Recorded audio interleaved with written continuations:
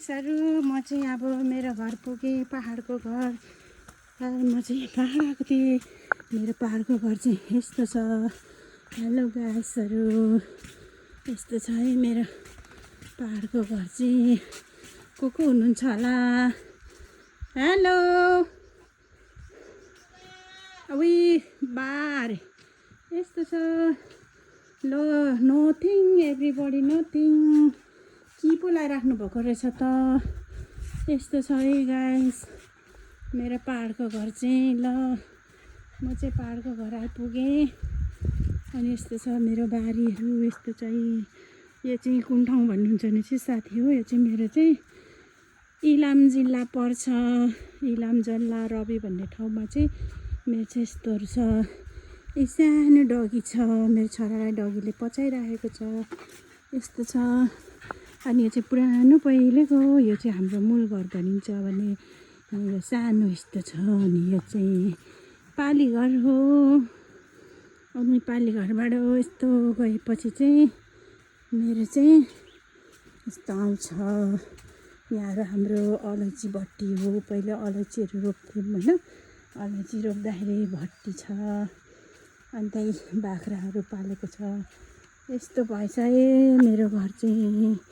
म चाहिँ कहिले कहीँ आउँछु, म चाहिँ बसाइ चाहिँ काठमाडौँतिर गर्छु। अनि काठमाडौँबाट हामी चाहिँ कहिले काहीँ आउँदा चाहिँ यस्तो छ मेरो घरको बाटो चाहिँ। यो मेरो यो गाडी हिँड्ने बाटो हो।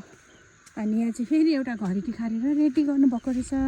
यो चाहिँ मेरो घरमा बस्ने काकाहरूले घर बनाउने भनेर घरी टिखारेर रेडी गर्नुभएको छ। कहाँ जानुभएछ काका छेमा चाहिँ हुनुहुन्न रहेछ त।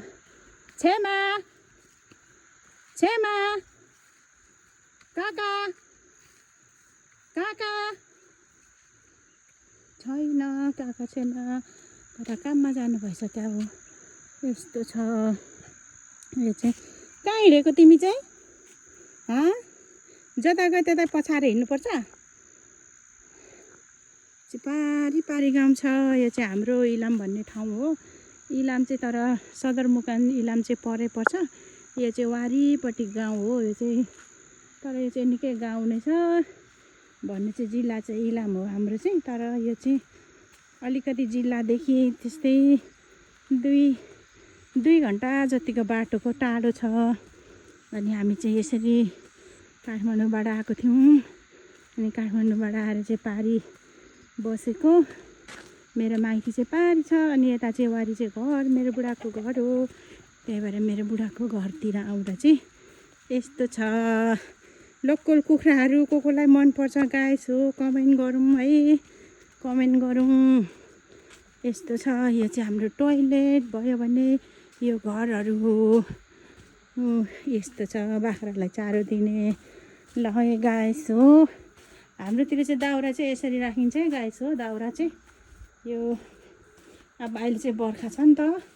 बर्खामा चाहिँ दाउराहरू चाहिँ बल्दैन। नबलेपछि चाहिँ हामीले चाहिँ यसरी राख्नुपर्छ। दाउराको कुनी उलाएर राखेपछि चाहिँ ओतमा राखेपछि मजाले बल्छ। अनि यसरी फुलहरू रोप्नु भएको छ। हाम्रो यहाँ बस्ने काका छेमाहरूले चाहिँ फुलहरू रोपेर पनि यतातिर यो उहिले नै मेरो ससुरा हुँदाखेरि चाहिँ यो पानी ट्याङ्की बनाएको होइन। मेरो ससुराले पानी चाहिँ यहीँ आउँछ। तर अहिले चाहिँ बिग्रेर छ। बिग्रेर यस्तो पाइपबाट लिनुभएको रहेछ। यसरी राखिन्छ है दाउरा चाहिँ। आम्मामा दाउरा त थोरै राख्नुभएको रहेन त हौ। आम्मामा यो दाउराले त कति वर्ष थाम्छ होला है भगवान्। राम राम राम। दाउराको कुनी हो हेर्नुहोस् गाइस। अलैँची भन्ने चाहिँ यस्तो हुन्छ। यो अलैँची हो। दाउराहरू थोरै छैन त। ल है यस्तो छ हाम्रो गाउँघर चाहिँ। इलामको गाउँघर चाहिँ।